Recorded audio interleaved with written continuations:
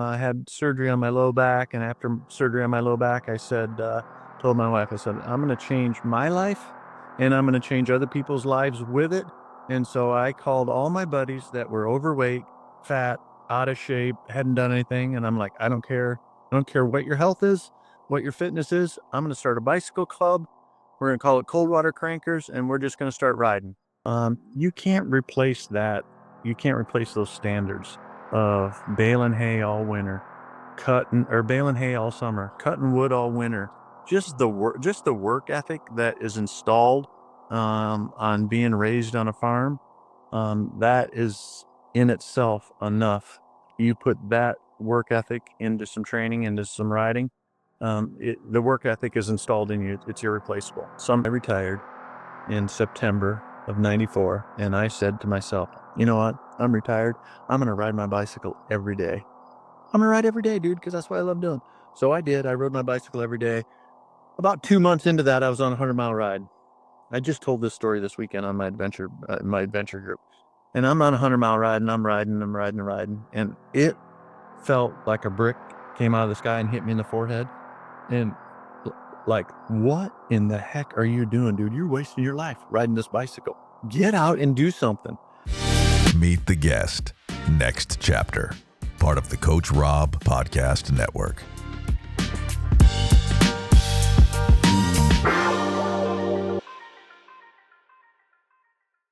Welcome back, everybody, to the Coach Robb Podcast Network. Another episode of Meet the Guest brought to you by Complete Med Solutions. I am incredibly happy to have our guest on today. My all-time favorite, and if you guys at the beginning of this video saw the picture that I have, it hangs outside my office. It's the first time I got to meet Jeff in person. I've got a chance to work with him at RCU a couple of years after that.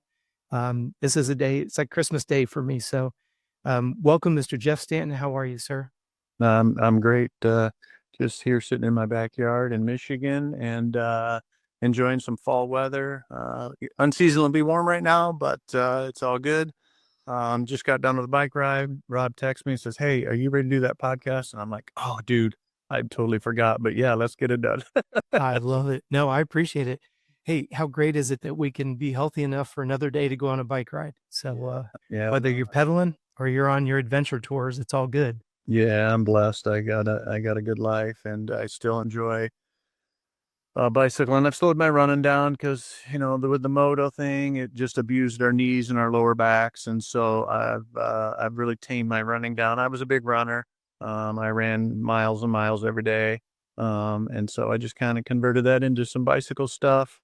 I had surgery on my low back, and after surgery on my low back, told my wife, I said, I'm going to change my life and I'm going to change other people's lives with it. And so I called all my buddies that were overweight, fat, out of shape, hadn't done anything. And I'm like, I don't care. I don't care what your health is, what your fitness is. I'm going to start a bicycle club. We're going to call it Cold Water Crankers, and we're just going to start riding. And I did that 8 years ago, and it was one of the most rewarding things I've ever done. I had buddies that were 40, 50 pounds overweight, and in a year they dropped all that weight, and they went from bicycling 10 miles to bicycling 40 and 50 miles. And 8 years later, the Cold Water Crankers is up and strong. We got 40 of us that cycle every Tuesday, and Thursdays, all hell breaks loose and no hold bars. And so there's probably 10 to 12 of us that do it on Thursday, and just really, really super rewarding. And so anyway, I enjoy bicycling. I'm not running as much just to preserve my knees and my low back so I can enjoy life. When you guys jump in on that Thursday, go for broke, what's the average speed 22, 23, for how far? 40. Oh, that's a good clip. Yeah. So, and you know what? There's a couple of guys that are retired that all they do is bicycle. They live in Florida in the wintertime, come back here in summertime. And those guys that are 65, 70 years old, dude, they're up front pushing the pace. And I'm like, dang, dude, you can't repeat. You just can't keep up with that base that they have. And so, you know how it is. But anyway, it's just rewarding. It's fun. And we enjoy it. Well, and congratulations. Like you say, if you added up all the pounds that you've shed out of those guys over the last 8 to 10 years, what a milestone. Yeah. My wife and I were talking about this the other day. I just turned 55, and I was like, can you imagine being 50 pounds overweight and just getting into exercise, how much harder it would really be? and I'm so thankful that we don't have that. And for anybody who's struggling with it, we encourage you, help any way we can. We understand it. I just can't imagine myself personally, knowing my personality, I would just be not very nice to be around, because I would have so much regret. I'd be so angry at myself. So the fact that you encourage those guys to do that, that's cool. That's awesome. Well, and that's what I was just going to say. It's getting in a group like that. It's just you keep each other accountable. When somebody's having a bad day and they text, I think I'm going to make it. And you're like, no. This is why we do it. We're keeping everybody accountable, That's And right. so by doing a group, and for me on that whole cold water crankers thing, it's keeping everybody together. So on our Tuesday ride, and I've been around guys that are just hammers and all they want to do is hammer, hammer, hammer. And so when I started that Tuesday night ride, I'm going to the front and I'm going to put it at 17, Nice. 15 to 17, and nobody passes me because I want 30 guys and girls behind me talking about their weekend, still getting some exercise in, and you make them feel worthy. Okay, we're not setting record paces, but we're doing 29 miles every Tuesday night. But it's more about them and keeping them interactive in the ride instead of just going on the front and dropping them in 10 miles. And they're like, well, why do we want to do this? Sure. Some guys don't understand that. But for me, that is huge. And that's why we've kept a group together for so long, because you keep them interactive in the group ride, if that makes sense. You know what I'm saying? Absolutely. Yep. And listen, on that ride, the last 5 miles, everybody knows that all the testosterone goes to the front and we drop everybody, but we do the same route every Tuesday. Everybody knows how it works. And at the end of the ride, I go back and I ride everybody in. And that's my opinion. I'm not boasting, but that's not my opinion. That's why it's so successful, is because you make them feel that they're a part of the program. You know what I'm saying? 100%. When we start a bike ride and we say we start together, we finish together, and then you stick to it, most people are like, oh yeah, I've heard that a zillion times. Then when you execute it week after week after week after week for 8 years, people are like, this is where I want to be. And stop and think about what you said, Jeff. I think it's pretty powerful. A group gets together and pedals 30 miles. Think about that.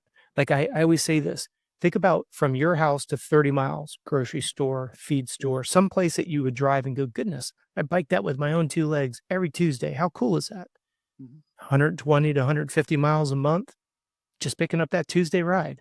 Yeah. That's huge. Congratulations. Yeah. It's something else. And I know you mentioned there's some females in the group, and I don't want this to sound sexist. Another thing that I like about what you've started is, where do men get a chance to unload their backpack? I say the stuff that we carry, financial burdens, family burdens, they're all rocks in our backpack, and we don't like to complain. We're proud. We're hunter gatherers. We're providers. We take the role and responsibility seriously, but where do we go when we're having a bad day? Because we can't talk to many people about it, because we're not supposed to have bad days.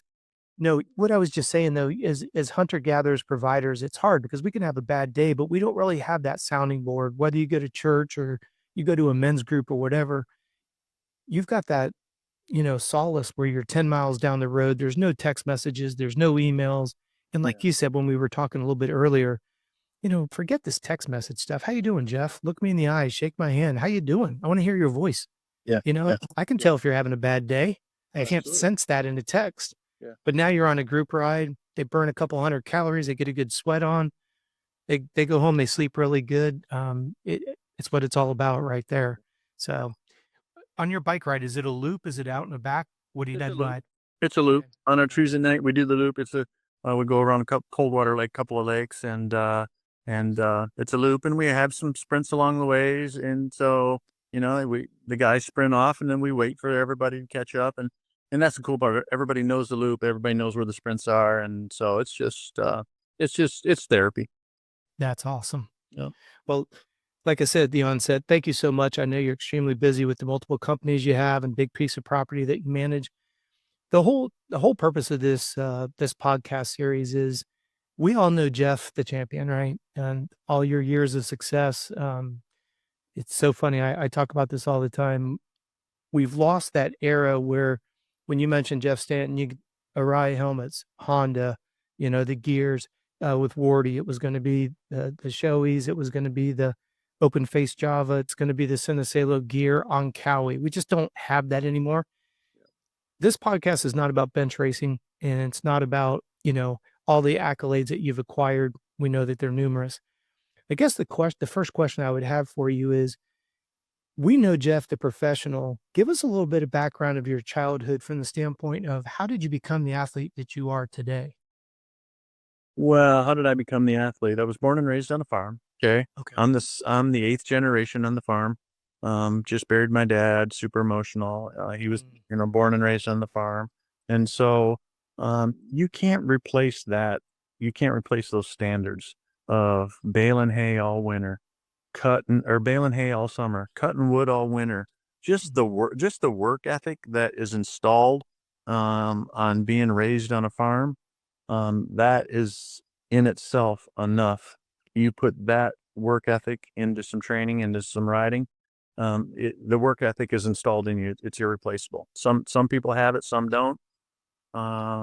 We weren't wealthy by any means. We worked our butts off. And so when you're a kid and you don't have much and you work for everything you have, you appreciate it. And then once you do get a little fame and a little flavor with it, it makes you want to work that much harder. So super blessed. And I tell people this all the time. Was so successful because of what my parents installed in me. That's awesome. Help me out on the timeline. So when you retired, how many more years did you get to spend with your dad and your mom? I just buried both my parents last year. I retired in 94, and I was 25. I just turned 57. So we had lots of great years on the farm with my parents, but they both passed away of strokes last year. Crazy how life works. But, my mom had a super successful massage business, and massage therapy company. She was active as all get out, ran every day, hiked, bicycled, and, Thanksgiving Day, it'll be 2 years this Thanksgiving. Said, I think I'm having a stroke. I ran over there as fast as I could, and she had a stroke, and it took her life. It took everything. It draw a line right down the center of her body, and nothing worked on the right side. It was all gone. And somebody that was so active, and we had to put her in a home because it was just non-functional. And when you're so active and you're so successful as a person, and you lost everything, she lost the fight. And so anyway, yeah. So super successful life because of my parents and the work ethic. We weren't rich by any means. We worked our butts off to be able to afford to go racing every spring, to just keep the contingencies going, to be able to keep racing, and a huge part of it. So this is an interesting situation. How cool was it? The amount of money you made, the success, the accolades, the TV. Obviously, we didn't have social media at the time. How cool was that to be able to come back full circle, And Yeah.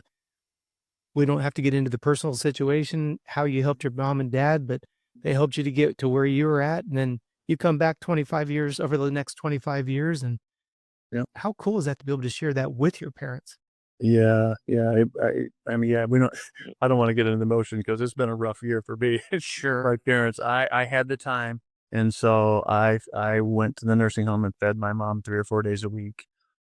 She couldn't lift her arms. And, I was with her the last 5 days of her life. And, yeah, those are emotional times. And then it wasn't 8 months later, my dad had a stroke, and he was born and raised on the farm, farmed his whole life. He had a stroke, dude, and he lost his vision. He went blind. Didn't lose his arms or legs or nothing. He just went blind. He was totally fine, except he could not see. And when you're born and raised on a farm and you're 74 years old and you drove tractors and semis your whole life and you can't see, dude, you go into mass depression. And so it was his wish to die at home. And so he went into mass depression, couldn't drive, couldn't see to fix meals. And so my wife and I and my younger brother, we did everything. We were able to honor his wish when he got bad and hire help and keep him at home. And he was able to pass at home. He's the 4th generation to pass in the farmhouse at home that I was born and raised in. And so it was a tremendous honor to be able to be with him the last 6 months of his life in his own home, fixing him his meals, and doing everything that we did there. And to have him pass at home was a tremendous accomplishment. And more than anything, we honored his wish in his life. And so I'm fortunate to be able to have the time to do that and hire the people to help me do what we did there. And I wouldn't trade it for anything. My older brother kind of struggled with the whole death and couldn't handle being around him. And our relationship was tainted a little bit because of that. But I'm like, I wouldn't have anything if it wasn't for my parents. And so when it comes time for death and what I dealt with the last year, you just man up and do it. And we did, and my wife's a doctor, and we had a lot of help. But yeah, it's just exactly. It's just full circle part of life stuff. I don't mean to rip a scab off. I just would be curious. Was your mom cognizant that you were there with her those last 5 days? My mom was, and so my mom got really bad, and the nursing home called and said she's getting really bad, and so I took her favorite meal up to her, and that was the first time that she refused to eat her favorite tomato soup and her Coke, and so we just talked her way through it. And so every time I left, I'm like, Mom, where do you want me to go? Where do you want to go? You want to go over to the bird feeder, or you want to go out and watch cars go by? And so she went out and she said, she mumbled, I want to watch cars go by. So I wheeled her over this big window.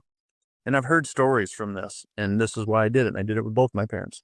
I got down on my knees and I grabbed my mom's arms, my mom's hands, and I said, Mom, I know you love seeing me, and I'll come feed you and I'll come see you, but you don't have to keep fighting. Yeah. I said, you don't have to keep fighting, Mom. You can let it go. I know you're ready. You're good with the Lord. It's all good. You're ready to see your mom and dad. We've talked about it. We've talked about everything. You don't have to keep fighting, Mom. It's okay to let it go. And she starts crying, and I start crying, super emotional, and I left. And the home called me about an hour later and said, you better get up here. And it was just that conversation that she then realized it was okay to go.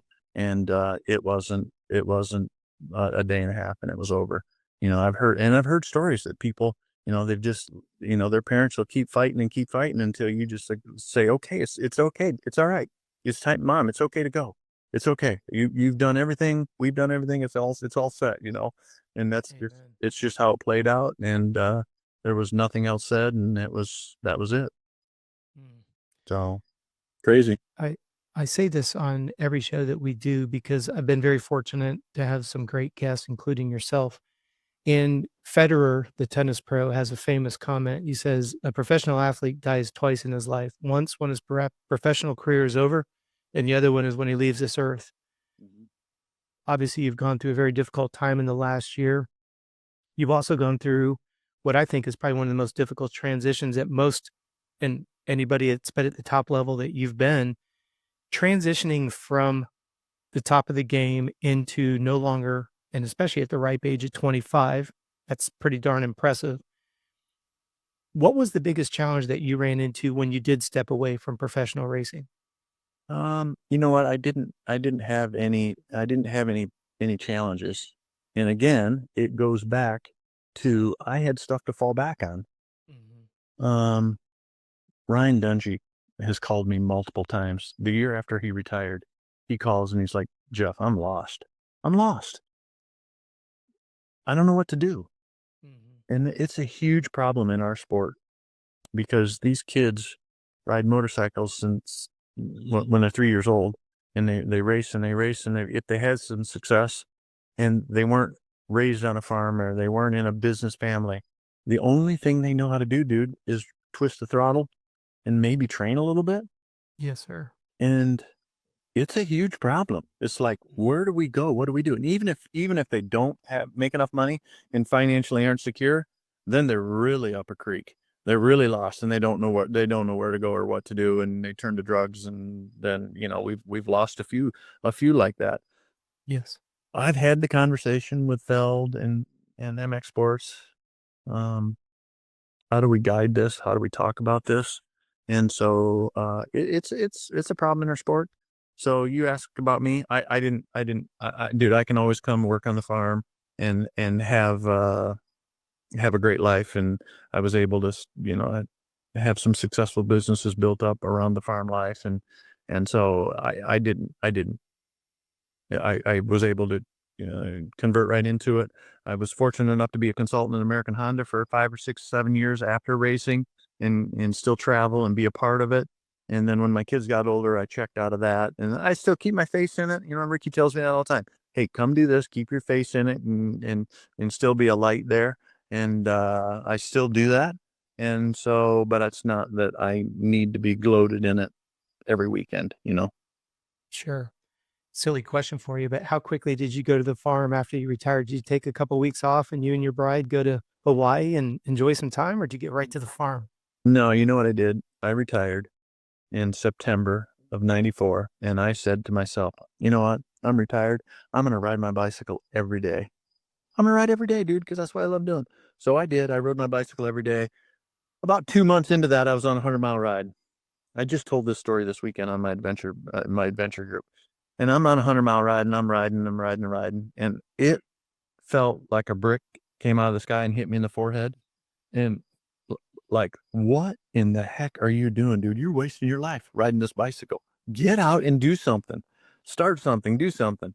And that's when I started my wedding business and started doing more things. And at 25 years old, you're not going to think you're going to retire and just ride a bicycle every day of your life. It's, I had some clients this weekend. They're like, yeah, we're going to retire. I'm just going to do nothing. I'm like, no, you're not. Because if you just retire and you sit around and do nothing, you're going down the tubes and your body's going down the tubes. No, if they offer to work 2 days a week, work 2 days a week. There's no reason to retire at 65 years old. You're too young and too healthy. Don't do it. Trust me. Don't do it. Amen. Don't do it. Amen. Girl. We were talking a little bit earlier, when you were in your prime, I remember how cool it was that we could dial in on Sunday and we could get the race results because we couldn't wait for cycle news. That was a weekly, and that was painful, much less waiting for a magazine to come every 4 weeks. Yeah. What's the most difficult stage in your career that we're not aware of? Difficult. Man, I didn't have much difficult, as a racer, you never like getting beat. And so, even 89 was great for me. And then I backed it up in 90, and then Bale beat me in 91. He was just raw talented, and I had a few injuries, and I got lazy on that off season, probably a little bit. You win 4 championships, you redo your contract, you maybe get a little lazy. And so I got beat pretty good in 91. And that was just a recheck for 92 that just made me want to be a little stronger and be a little better. But if I had it to do over, I did all the races in the States. We did 32, 34 races in the States, and the European money was huge. The off-season money was huge. If I had it to do over, maybe I wouldn't have done so many over there. We did 30 plus races a year here. And then I went to Europe and did 15 to 20 more races for 4 years in a row. I did 50 to 55 races a year. And there's no way kids could do that now. But listen, we were getting 30, 40, 50, 60 grand a night show up money. You had, I had to, like I had to. My dad told me to make hay when the sun shines, and the sun was shining when you were a champion, and they had all those huge invitational races over there. So I did it. Did it burn me out? 100%. I could have got another 4 years out of my life here, but I wouldn't regret anything. My wife and I traveled the world. We were in a different country for every week for 2 months on the off season, but we were super blessed to be able to travel and fill our pockets. And it shortened my career a few years in the States, but I wouldn't change anything. Without getting into the specificity of numbers, when you talk about it would extend your career, were you making enough money at those European, and that's only appearance only, right? It doesn't matter how you finish. It's just, you're getting that guaranteed up front, right? Yep. Like, Yeah. So listen, I'm not joking. You go to Paris, Bercy, France, and you'd get 50,000 a night, and you race 4 nights there. And then we go to Geneva, get 25 grand cash a night. And so, I am sitting in front of an 8,000 square foot house that was built off of going to Europe and doing all those invitation races. So you mentioned something very interesting, that it has shortened your American racing career. If you were to put a number to it, just ballpark, what would you put it at? as far as more years or more money? Yes, sir. Like if you'd gotten, if you didn't go to Europe, Yep. like you say, big cash days, but Yep. then you're looking at the longevity of the career. How many more years could you have gotten out of it? Oh, I think he could have easily got another 2 or 3 years. But And was the money you could make here better than what you netted doing that? And you, if you were champion, yes, for gotcha. sure. But if you're third through fifth, definitely not. No different than today's world, you know? Certainly. Yep. And so, but in the reason I say that shortened my years is because, I worked hard. And so even though I'm over there racing and I'm traveling Europe, I'm still getting up every morning and running every day of the week while I'm there, just because mentally that's what I had to do. If I'm sitting in Bercy for 4 days from just laying in the Pullman hotel, not doing anything, I know I'm mentally not going to be ready. So you get up and you run in the morning, you do a long run in the afternoon, and you run, and you travel, you fly, you go here and you go there. So that's really where the burnout took place, is all the travel and just continued training over the off season when there was no off season, period. I went from racing in the first week of December to first week of January back in Anaheim or Orlando, wherever the first one was. Sure. When you talked about not having any difficult stages in racing, what was the worst injury that maybe you weren't public about that really was maybe either a nagging, it wasn't obvious you're walking around with a cast, but something that you were dealing with that most people weren't even aware of that you feel may have had a negative impact? And that was 91. I won titles in 89 and 90 and 91. I separated my shoulder pretty good. And still, you still show up and race, and you do therapy throughout the week, and you show up and race. And so there was like a 3 or 4 race stint there that, it was trouble, and the results weren't there. And, you end up losing the championship because of it, but you just suck it up and make it happen. There's lots of little things, but that was the big thing that cost me championships after that. And then I rebounded 92 and won championships, and 93 was a good season, didn't win championships, but you can't have casts and broken bones and win 6 titles. You just can't do it. What were the dinner conversations like with your bride when you're in that year? You've won 2 championships and obviously dealing with the shoulder injury. What's dinner look like? It's always grim on my side, but positive on their side. As a champion and as a racer, you always want more and you want to win. And you're hard. I was hard on myself, and so you train more. But and that's the other thing. Looking back, I could have done things a lot different. I was super hard on myself, eating wise, and training wise. More is not always better. Less food is not always better. But 92, I was super fit, and I wasn't putting enough intake in. I was working with Jeff Spencer, and he was a vegetarian, and so I was a vegetarian, and everybody's around me, eat meat, eat chicken, eat fish, eat. But when you're winning and you're dominating and you're in this mode, and you're not going to change your habits. And so I was eating my body up 100%, but you don't change because it's working for you. And so, in today's world, the technology is so much more advanced, and testing and things that can be done differently. And so, I don't regret it, but I could have done things quite a bit different on food intake, when I was winning and so successful. It's a tough one to get people to understand. I call it the tail of the snake. The head of the snake is you're at championship mode. It's what you did the 2 years before. Then you're in your prime, and then you go vegetarian, and the tail catches, and then it becomes what derails you. Yeah. Bones become brittle. Next thing you know, you've got injuries. Now, I do have to say, God's got a great sense of humor, because to see and think that Jeff Stanton was ever a vegetarian, and then knowing what you do now, I'm just going to leave that alone. But I think that's got so much humor written around it. I would love to be a fly on the wall when Jeff Stanton was a vegetarian. What was your wife thinking when you went vegetarian? She was the same. We don't, neither one of us have had red meat in 25 years. So we'll eat a little fish and chicken, but we could both be total vegetarians right now. I mean, yeah, we could easily. It's just, we've been no sugar for 2.5 years. We just decided we traveled to Italy, I still do a race. I still do a race in Italy, and the Yep. food over there is so fresh and so good, and the people are so healthy. We just came home from Italy 2.5 years ago and said, you know what, we're changing. We're changing what we're doing. We're gonna let's live the way they do. Let's buy fresh food.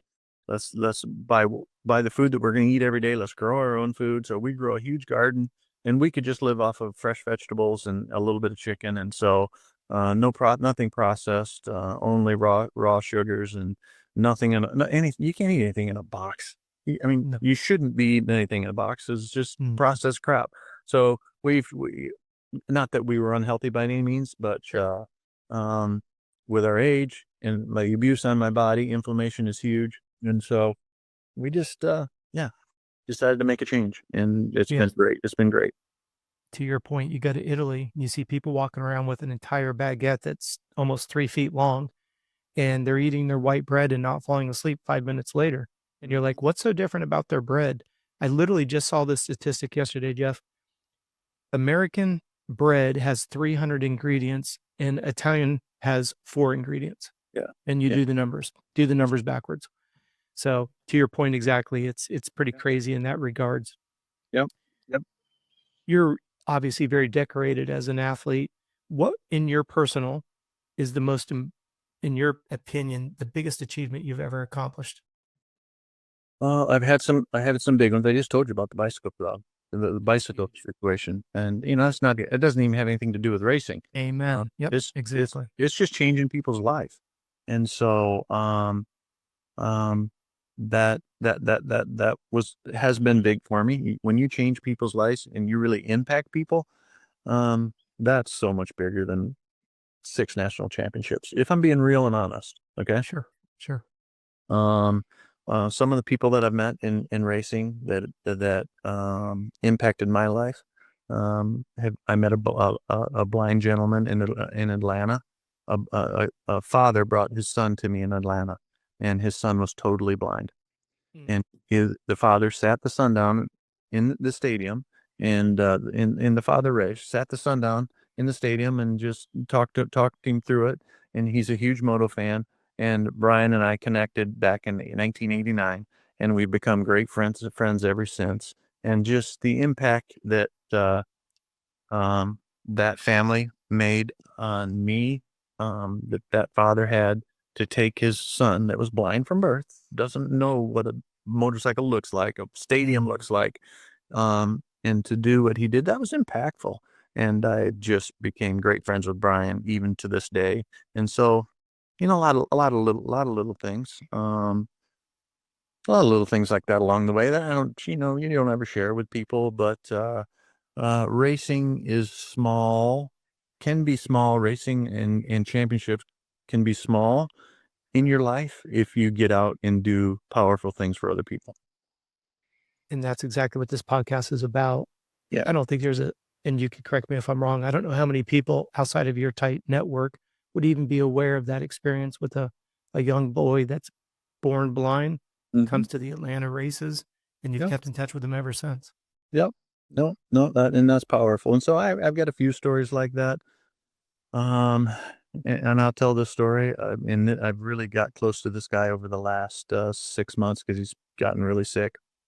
1992, Damon Bradshaw and I are battling every weekend. And I would get a FedEx letter in the mail every Tuesday from the Jackson County prison. This guy's in for murder. And he hated Jeff Stanton. He hated American Honda. He hated Jeff Stanton, and he loved Damon Bradshaw, and he loved Yamaha. And I would get a hate letter every Tuesday. A hate letter? He hated me. He hated me. He hated Hondas. He hated it. He hated everything to do with it. And guess what? Then Damon Bradshaw would get a love letter every Tuesday. And Damon and I would talk. Listen, this is no joke. Damon and I would talk. We'd talk about it because Damon and I are good friends. We'd talk about it. And so this happened the whole year, 1992. And so, I never reported it to police. I'm just like, this guy's crazy. It is what. Sure. 1993, Pontiac Silverado. I'm sitting on the back of the box van signing autographs. This guy comes up to me, he looks me straight in the eyes, and he said, "Hi, my name is James." And he put his hand out, and my heart went to my big toe because I knew exactly who it was. Oh my! And he's like, "I'm sorry, I shouldn't have done what I done. blah, blah, blah, blah. He was totally cool. But you don't know where this is going. You know what I'm saying? Absolutely. And so I run over to Damon's box, man. I'm like, dude, he's here. He's here. No way. What are you talking about? I'm like, dude, that guy is here. And so, life went on, and I have became good friends with him, and he calls me every week. And over the last couple of years, he's gotten cancer and gotten really sick, got prostate cancer. And they opened him up 2 months ago and sewed him back together and said, you're done. And so, over the last 6 months, he got a huge settlement from the state of Michigan because he was wrongly convicted. And he's a big Yamaha fan, and he collected a ton of Yamaha bikes. And, 6 months ago, he said, like, hey, I'm willing you and Damon Bradshaw all my bikes. And, I didn't think much of it, And so about 2 months ago, he's like, hey, I'm getting bad. I've willed these bikes to you. You should probably come pick them up. And he still lives in Michigan. He lives in Detroit. And so, he loves to cook. He sends my wife and I food overnight. He sent stuffed cabbages a couple of weeks ago. My wife's like, "Are you going to eat that?" I'm like, "Absolutely, I am. I mean, he ain't out to kill me." And so, Not at this point. about 2 weeks ago, I woke up and early one morning, and he was on my mind, and I had his address. I jumped in my truck super early, and I was on his doorstep when he woke up, and I sat in his house and on his porch with him for 8 hours, and we just talked dirt bikes. We talked life. He's dying of cancer, and he just loves Jeff Stanton and Damon Bradshaw. And at the end of the day, I loaded my bike up with bikes that he willed me, and we talked about the Lord and being ready and death and life, and just talked about everything. And really, that's all the guy wanted. He doesn't have any friends, and that's all the guy really wanted. He just wanted his hero to come, sit there and talk with him, and just be there. And so I left there late that afternoon and called Damon, and I'm like, Damon, told him the story. And I'm like, Damon, I know you're coming to Redbud in 2 weeks for a Blue Crew event. You need to come to my house, jump in my truck, and do just what I did, because that's all the guy really wants. That's all he wants. Yep. And Damon did. And just a really cool story that most people don't hear, but it goes much beyond racing. Winning championships and racing, and that's all the guy wanted. He wanted me to come sit and tell stories and talk about my life. And in the flip side, he wanted me to have a bunch of the vintage bikes that he bought, and they're all Yamahas. Okay, they're all Yamahas because he's a Yamaha guy. Absolutely. And just talk about life and talk about the Lord. And he wants me to do his funeral, and An honor. and this kind of stuff is so much bigger than life and racing dirt bikes, that you impact people throughout the way. It's very interesting how, like, you were able to spend 25 plus years with your parents, giving back to everything they gave you. You've got a gentleman who obviously loved watching racing, and how you're coming back, and now you're sitting on his front porch and in his living room. That's full circle for somebody like that. Can't help but ask, what kind of Yamahas did he will to you? They got a 1973 125. I got a 1974 125 Yamaha. These all YZs, ITs. What do you go? They're all wise. Those are MXs, and then a newer YZ 250. And so, yeah, just nice. He just has a passion for it. That's all. But I just love it though, because you never know what people like to acquire. You've got the people that are like the diehard Elsinores. They've got 20 of them in their garage that are in pristine condition. I've got a dear friend, John Watkins, who's in Georgia, and he's a huge Jeff Ward fan, and he literally has I don't know, I'm not exaggerating, a dozen of the XR75s with the Vicini pipe coming up the bottom. He took the tank over to Atlanta one year and had Jeff sign it. And then this guy is very well off. He literally has an XR75 that, like, you can have it in, like, on a wall where you have like a shelf in the back. He has the XR75 above his desk behind his seat with these lights coming down on it. The beautiful XR75. I mean, just as pristine as you can find. You walk outside his door, He's got every size Honda from the 80 up to the, the big, I'm drawing a mental blank. Which one was the ones that had the white shroud? Was it Mugen, the Mugen, not the Mugen, but the largest Honda? Would it be a CR450? yeah, for a CR 500, CR 480. 480 is what it Yep. is with the white radiator. Yep. He Yep. had the 80 to the 480 for like 5 years in a row. So when you walked out of his office, you go down the hallway and it's 80, 125, 250, 480, 80. I was like, my goodness, how much time have you spent collecting? Because that's the hard part with those is finding them. Yeah. He found like don't hold me to the exact year, John will kill me for this, but like did so much research. I think he found like an 81 Elsinore that was still in the crate. I'm like, how do you find this stuff? It's there. But just the idea that you could change this guy's life, and props to you, just taking the time to go drive and sit, and just again, full circle for Jeff Stanton. Yeah. It's he wouldn't know who you were if it wasn't for your determination of, like you say, baling up hay and cutting wood during the winter and hay during the summer, and that work ethic drove you to where you're at. A question that I'd be curious for someone with all your success, only speaking for yourself, what motivated you more, the fear of failure or the enjoyment of winning? No, failure. I don't think there's a champion that would tell you any different. You get the taste of blood. You don't the taste of winning and the taste of that success. You don't want to lose it. So yeah, no. Did you ever take the time to enjoy, or did you constantly just feed off the fear of wanting to not lose next weekend? I didn't enjoy it enough. Some guys were able to, but I for sure didn't enjoy it enough. And I just turned 57 years old, and my wife and I have never drank any alcohol ever, never done anything. And so, I see guys that enjoyed it.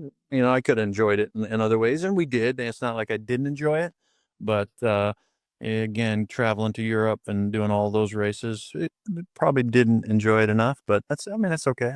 I got a great life here, and I'm able to enjoy it and do things. So it's all good. When you stepped away from racing and you realized, okay, I think you said earlier, 8th generation on the farm, correct? Yeah. So when you come back to that, was there ever a time you're out on the river fishing, you're on the tractor, you're splitting wood, where you just recognized, okay, this 8,000 square foot home, these 4,000 acres, now you are enjoying what you didn't take the time to enjoy it then? Yeah, no, for sure. That's why I said I've got a great life and great wife and kids. So I'm able to enjoy it and do stuff that I enjoy doing, and still have some businesses to make some money and still keep business and have a purpose and a life. And, so no, it's all good. You're not one that has a lot of failures that we know of publicly. If you could pull or extrapolate what you would consider in Jeff Stanton's terms a failure, which one would that be? Which one do you cherish the most? Failure-wise? Failure-wise. Oh man. Which one did you grow the most from that frustrated you the most? Probably what I said, not enough food intake, and not listening to the people around me, including my wife, when they see that I wasn't getting enough food intake. 92, 93, I shouldn't say too much training, but just not enough intake, and I was eating my body up, and but you're fit, you're healthy, you're great, you're dominating. And so that would be the one regret that I had. Not listening to Bevo. You talked about Bevo earlier. Bevo's like, dude, eat more. You need to eat more. You need to eat more. You eat like a bird. Here, eat some of my chicken. Eat some of my chicken, dude. You got to eat more. And so that, if there's one regret, I would say that was it. That helped. That contributed to a shorter career for sure. Well, we say with our coaching company, the definition of overtraining is not absorbing the volume that you're doing, plain and simple. Yeah. The hard part is, like, we have triathletes that train 40, 45 hours a week and they're not overtrained. And then when you talk to somebody who, we do a lot of consultations with some of the top guys or some of the MXGP riders that are doing 2 hours a day and their adrenals are shot, craving simple sugars, night sweats, not able to sleep. And they can't understand, how can I only work out 2 days, 2 hours a day and be overtrained when you've got athletes doing 40? And I'm like, it's not how much you do. It's only how much you can absorb. And like they say, sleep and food is the only opposite side of work. And that's Yeah. the hard part. So Yeah. you mentioned your wife a couple times with the eating and stuff. Did it ever create a rift that um, you guys had to kind of come head to head with she saying something, you're hearing something from someone in the industry or a consultant of some sort? How did you guys handle those kinds of differing of opinions? Absolutely. He started out in the PT world, and so if anybody knew Doc Metzger and some of the crazy stuff that he did to try and get some back out going, and she had the degree in PT before she got her PA degree.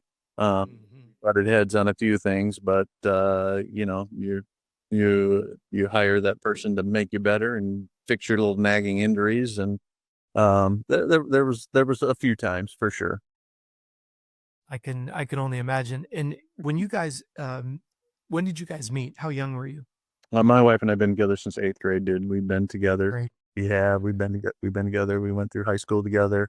Her parents and my parents were best friends, and we just lived 3 miles apart. And she was a state champion runner and a basketball player. Went to Illinois State University, got her degree. Was part of the basketball team there. And so while I was racing, she was in college, doing her gig, and she would travel when she could on the weekends. And yeah, we're going to go on 36 years of marriage here in next week.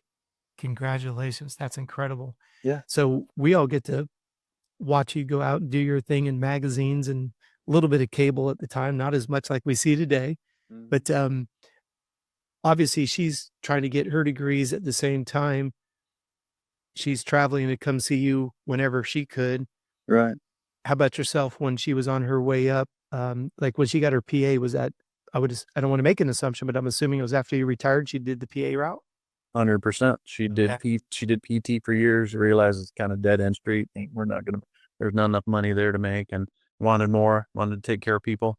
And so we had our first child, my daughter, and a year into that, she's like, I'm going to PA school. I'm like, all right, go for it. I'm the stay-home dad. So I raised my kids, and she went to PA school. She went to a 2-year PA school, 365 days a year, 12 hours a day, and drove to Western Michigan, which was an hour each way. She drove there every day, in class 12 hours, drove home, and did a 2-year program, hammered through it, and never looked back. Okay, we don't have your daughter and the opportunity for her to, how was it being Mr. Dad? 12-hour days, your bride is gone, Yeah. and you've got, how old was your daughter when your wife started that? 2 years old. Okay. Yeah, you got terrible twos, and dad Yeah. managing those. No, my kids were great. They were easy, man. Yeah, my daughter was easy, and she was potty trained, peeing in the bushes at the farm, and just loved out the outdoors and loved the animals. And so it was just way too easy, and I wouldn't trade it for anything. My daughter and I have a great relationship. She'll call when she was in college. She's a vet now. She went through Michigan State, 8 years of Michigan State. She During the hunt deer season or duck season, she'd call and say, "Hey, Dad, I'm going to be down in the morning to go deer hunting and duck hunting." And so you just drop everything, and that's she's just had. But both of my kids have my work ethic and my wife's brains, and so they're both super successful. And they want to be with Dad all the time, and they want to hunt, and they want to fish, and they want to bicycle, and they want to do all that stuff. And so you just drop it and do it and make it happen. And how old are they now, Jeff? My daughter's 28 and my son is 25. And they still want to be around you. How cool is that? That is probably the best blessing in the world right there. Yep. We just all went to Motocross the Nations. We rented a big motorhome and all hung out there for a long weekend. All 6 of us, their spouses, and we all love the same thing. And so a family that plays together stays together. That's my motto. Absolutely. And you mentioned that your daughter became a veterinarian, and both of them got your wife's brains and your work ethic. I love that. That's probably the quote of the podcast here. Your son, what's he doing? He went to school for crop and soil science and horticulture. He wants to run the farm. My younger brother runs the farm, and he wants to take over the farm. And I'm like, okay, well, you're gonna get a degree. You're gonna bring something more to the farm other than hard work.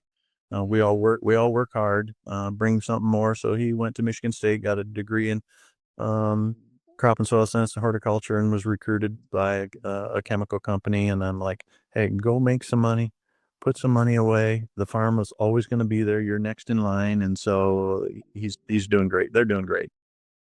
And I apologize. When you say the farm, what do you guys cultivate on the farm?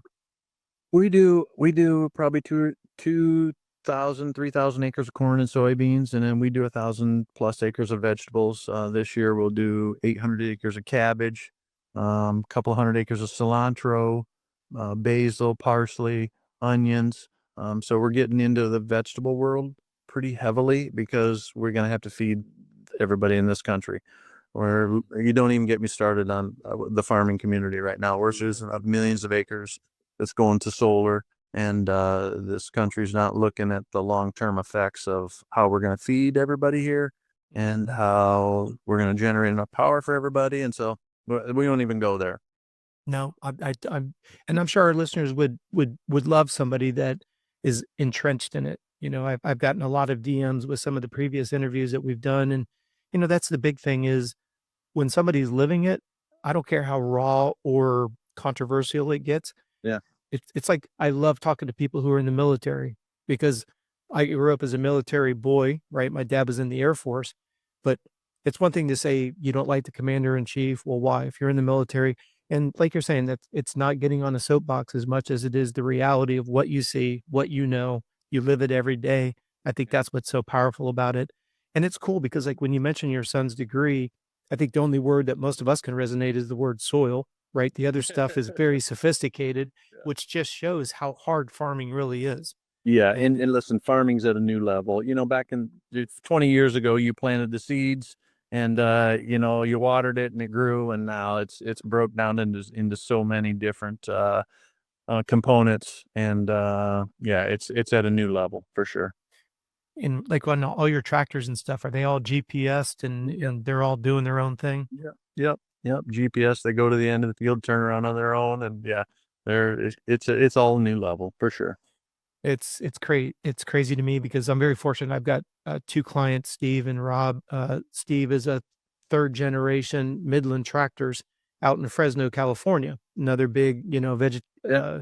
a lot of food that's cultivated out of there. And I've been fortunate enough to go to the dealership and you see some of that stuff and you're like, wow, that's next level. To the point of your son having a degree, it's not just about running tractors, it's about the chemistry and the soil and the just I'm mesmerized at how much more there is to it. And like you said, how far it's come in a long, short period of time. For sure. Yep. You'd mentioned not really wanting to do much of your career over again. And you talked about like maybe eating a little bit more. Um, when you look at doing your career over, or not, let me rephrase that. Instead of doing your career over, obviously looking back, we always, you know, hindsight's 2020, as they always say. What what was the journey for you with self-doubt? You didn't have a lot of injuries, but like when you had, I'll just use that as a brief example. How did you deal with self-doubt? Self-doubt for me was Yep. 100% preparation. Okay. If I trained every day and I bicycled and I ran and I did my motos, there was zero self-doubt. I lined up on the line knowing that I was either going to win or I was going to be on the podium. Okay. Mm. If I was a little slacking and I didn't get my mileage in, or it rained and I didn't get my riding in, there was always that self-doubt. So for me, it was all about preparation, prepared me to be successful. And then that was just installed in me. And to me, for anybody in the future or in life, if you're prepared for what you're facing, it's going to just come easy and natural. If you're not, you're going to self-doubt it every time. When you take the success that you had financially, did you get guidance directly from your mom and dad? Is that why you feel, well, not feel, you're able to invest as well as you've done? And like you said at the beginning of this podcast, a lot of young athletes acquire some good money, don't know the first thing to do. What do you contribute your financial knowledge back to parents? No, I had a great CPA. Okay. This guy helped out Rick Johnson, and he worked with Brock Lever and David Bailey, and his son still does, Eli Tomac. And so But not the Rick Johnson. Everybody's thinking, not bad boy Rick Johnson, a CPA Rick Johnson. no, Ricky Johnson, the racer, our CPA Dave, worked with Ricky and worked with Ronnie. He was a San Diego guy, and my connection with Ricky Johnson, I got hooked up with Dave and was able to do very well. Gotcha.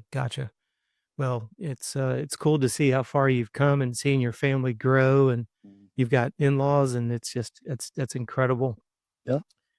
I always end the podcast with some rapid fire questions. Are you ready for a few fun ones? Sure. The one I always like to ask is, and this is strictly in Jeff Stanton's, no political correctness. Yeah. In your opinion, who's the most powerful person you have in your phone? The most powerful person I have in my phone. Yeah. Right now it'd have to be Davey Coombs. Okay. And if you could get somebody in your phone, who would you like to be? Dang,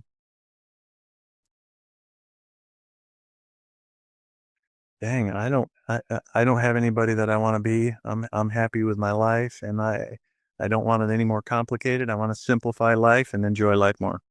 Amen. If you could give any advice to your younger self, what would it be at this point?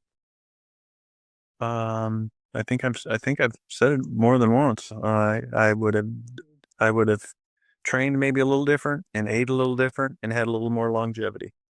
I like the longevity one for sure. If you came with a warning label, what would it say? Grumpy. Grumpy. What makes you grumpy? I've not had the privilege to be around you a ton, but I have been around you quite a bit. Never seen you grumpy. That's what my wife and kids say. I'm grumpy. Now, are you grumpy when you're like trying to solve the world's problems, or you're focused on a project? Is that when they consider you grumpy? Well, they call me the drill sergeant. I probably should have used that, but I was raised with a stern family and a farm family, and I raised my kids that way. And when my kids' employers call me and say this is the best person we've ever hired or ever had, I'm not disappointed that I was the drill sergeant at all, dude. Amen. Oh, it's tough being a good parent, that's for sure. You've done a great job. Yeah. What are your 3 non-negotiables? 3 non-negotiables. Yep. Is we bless every meal. We go to church every Sunday, and we train every day. I didn't want to go on a bike ride with my daughter-in-law today because I was busy, but again, she on her way home from teaching, she says, "Hey, I need to get a ride in," and so, yep, you drop it, and get a bike ride in. Amen. I love it. What was the last song Jeff Stanton listened to? I don't know, dude. I don't know. On a music guy? Are you more of a podcast, or are you just a quiet guy? Listen, don't take this the wrong way. Yeah. I've never watched a podcast in my life. I would struggle to pull up a podcast to watch this podcast when it comes out. I've never watched a podcast. In fact, my son, 2 weeks before the Motocross the Nations, he's like, "Dad, so you got called out today. You got to do the whole shot, Jeremy McGrath's whole shot." I'm like, "What are you talking about?" And so he pulls up Ricky's podcast where Ricky calls me out and says to everybody, "Oh yeah, Stan's going to do it with me. If I'm doing it, Stan's doing it." And so I don't ever watch podcasts. I'm anti computers. What if I can do it on my phone, I will, but Yeah. I just don't have time for it. I don't make the time for it. I'm too busy. So when you're busy in the field, back around the house, you don't have AirPods in or anything. It's just you and the quietness of outside. Me and my golden retriever running around the farm, making sure everything's going the way we need it to go. And if I'm sitting in a tree with my bow, I don't want that stuff in my ears, dude. It's most of it's toxic pollution. Now it's interesting. Just a little side note. You do a lot of deer hunting and stuff. I've seen pictures of it and all that, but you don't eat any of the meat. No, my kids do. I'll give it all away. I have it all processed, and I know a lot of hungry people in Michigan. I know people that need food, and it doesn't go to waste. I'll take care. I take care of my. Go ahead. Excuse me. I'll take care of my family first. I'll fill their freezers first, and then I'll take care of others. Now, is the not eating of red meat an ethical thing or just a health thing? Just a health thing, Okay. 20 years ago, everybody thought the red meat was a bad thing. I'm not saying it's a bad thing. Understood. No, I don't have anything wrong with it, but it's just something that we started. It started with Jeff Spencer and being a vegetarian, and red meat's terrible for you. You're going to die if you eat red meat. Well, we all know that that's not true anymore, but it's just something that we just don't do. Yeah, it's just a lifestyle thing for you at this point. Yep, 100%. You'd mentioned that you and your bride have had a chance to travel quite a bit. Do you have anything left on your bucket list? I do. I have actually quite a few. And my son and I just said this when we left the Motocross the Nations here in Indiana. And I've never been to RNA, and so we're going to go to the Motocross the Nations in France just to see that track and that facility and how the people line the place and mega people. So that's a bucket list. Kind of crazy. I've been to a bunch of them, and we just got done with this one here in Indiana and the ones in Michigan. And so just to see the facility. Okay. Yep. And Isle of Man. So You gonna ride it or spectate? No, just go spectate before at some point insurance is not going to allow that to happen. That's just insane. If anybody knows anything about Isle of Man. Absolutely. So and we need to get over there and do that. And as far as traveling everywhere, we traveled everywhere, and I'm just going to serve others. My wife and I, we do a bunch of mission trips. Okay. We like serving in Guatemala. So if people haven't served and haven't done the Lord's work, and to really get satisfaction out of your life and to see how other people live, if you're as fortunate, or even if you're not fortunate, it changes your life to go serve people, serve others. Yeah, absolutely. Well, Jeff, it's been an honor. Like I said, you're my hero. I'll once again show the picture of the first time I met you, and it's a day I'll never forget. And to be able to come and have this conversation with you today, I can't thank you enough. Tell your family thank you for giving us an hour of your time. We deeply, deeply appreciate it.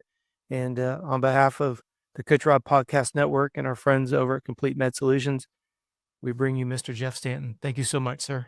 Thank you. Everybody enjoy it, and we'll be in touch. Thank you so much, Jeff. Appreciate you. See ya. Bye. Meet the Guest.